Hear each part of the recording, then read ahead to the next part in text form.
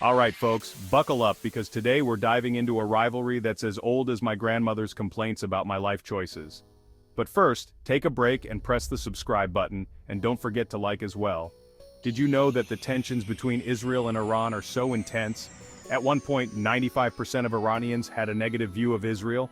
That's right, 95%. You can't even get 95% of people to agree that pizza is awesome. So why is this conflict so heated?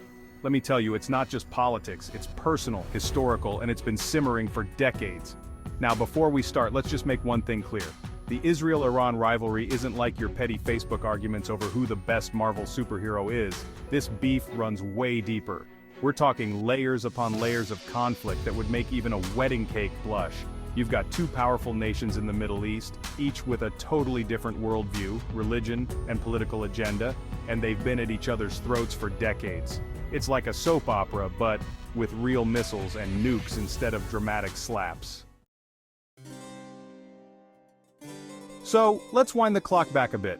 Before the Iranian Revolution of 1979, Iran and Israel were actually buddies, or at least friendly enough to share drinks at a diplomatic cocktail party. But boy, how things have changed. After the revolution, Iran flipped harder than a pancake at an IHOP, shifting from a pro-Western monarchy to an Islamic republic. This wasn't just a small rebrand. This was Iran throwing out the old wardrobe and replacing it with a whole new outfit, one that Israel did not like. This set the stage for one of the most complicated and tense relationships in modern geopolitics. Imagine if your best friend suddenly joined a cult, blocked you on social media, and declared that you're the devil incarnate. That's kind of what happened between Israel and Iran. The Iranian Revolution was just the beginning, my friends. Iran went from being a fairly chill neighbor to aggressively anti-Israel, and they started backing groups that had a real beef with the Jewish state. Enter Hezbollah. Now, Hezbollah is basically Iran's middle finger to Israel, and trust me, they've used that finger plenty of times. Let's not forget the infamous Iran-Iraq War in the 80s. You know, the one where both sides thought it was a great idea to throw chemical weapons into the mix like they were tossing confetti at a wedding. Iran didn't have time for Israel during this period, but the animosity never really went away. It just simmered like a pot of spicy stew left on low heat. And just when you think things couldn't get worse, Israel comes in hot with their own agenda. In the 2000s, things started to really kick off. Iran began its nuclear program, and Israel responded like your paranoid roommate who hears a noise at 2 a.m. by arming themselves to the teeth. Israel wasn't about to let Iran get its hands on nukes, no way. They were like, Iran with a nuke? That's about as good an idea as giving a raccoon a chainsaw. And so, the cycle of tension escalated further. Let's not forget the Syrian civil war, which became the perfect battlefield for Israel and Iran to play out their proxy war fantasies. Iran funneled money, weapons, and soldiers into Syria to prop up the Assad regime, while Israel took every opportunity to bomb Iranian targets, reminding them who's boss. It was like two neighbors constantly setting each other's trash cans on fire just to prove a point. Alright, we've come to the climax of this epic saga. No, not the good kind of climax, more like the holy *T. What's gonna happen next?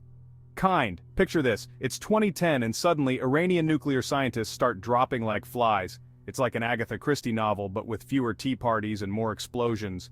Israel, of course, denies any involvement, but come on, we all know who did it. It's like when you see crumbs on the kitchen counter and your roommate denies eating the last cookie. Sure buddy, we believe you. These assassinations, combined with cyber attacks like the infamous Stuxnet virus, which basically made Iran's nuclear program glitch out like Windows 95, sent a clear message. Israel wasn't playing around. They were determined to stop Iran from getting the bomb, even if they had to go full James Bond to do it. And Iran, well, they weren't exactly sitting on their hands either. They retaliated by upping their support for militant groups like Hezbollah, launching missiles, and playing the long game of regional influence. And let's not forget the times when Israel bombed Iranian military installations in Syria like they were playing a really aggressive game of battleship. Every strike just escalated the situation further, and each side became more entrenched in their positions. It was like two drunks in a bar fight, neither one willing to back down, even though everyone watching knows this isn't going to end well for either of them. So what happens after all this action? Well, now we're in the fallout stage. Both Israel and Iran have been slapped with sanctions left and right, though it seems like neither country is willing to give an inch. It's like watching two stubborn old men argue over who gets the last biscuit at a diner, and no one's winning, especially not the biscuit. Diplomatic efforts have been made, but let's be real. Diplomacy between Israel and Iran is about as effective as putting a band-aid on a bullet wound. You've got the 2015 Iran nuclear deal, where world powers tried to rein in Iran's nuclear ambitions in exchange for lifting some sanctions. It was kind of like giving a kid ice cream in exchange for them not setting the house on fire. But then, in 2018, the US under President Trump pulled out of the deal, and things went downhill faster than my New Year's resolutions. Since then, Israel and Iran have been stuck in this weird stalemate. Israel keeps striking Iranian assets, Iran keeps building its regional influence, and the world watches like they're stuck in the middle of a tense chess match where both players are armed to the teeth. So, where do we stand today? Well, the tensions are still there, and it doesn't look like Israel and Iran are going to be sitting down for a friendly game of poker anytime soon. The possibility of open conflict is always looming, like that one crazy ex who keeps texting, "Hey, you up?" at 3 a.m. Iran is still pushing its nuclear program, and Israel is still determined to stop them at all costs. There's a lot of speculation about what the future holds. Could we see another war in the Middle East? Probably. Could this rivalry somehow resolve itself peacefully? About as likely as me finally getting in shape. Possible, but don't hold your breath. The fact is, both nations see each other as existential threats.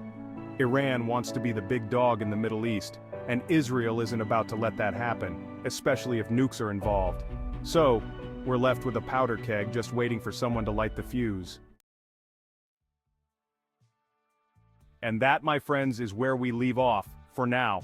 This rivalry isn't going away anytime soon, so what do you think? Will Israel and Iran ever find common ground, or are we headed for even more chaos in the region? Let me know your thoughts in the comments, because this is one debate that's far from over. And hey, while you're here, check out my other videos where we dive deep into other crazy geopolitical rivalries, because if there's one thing the world's good at, it's getting into fights it probably shouldn't.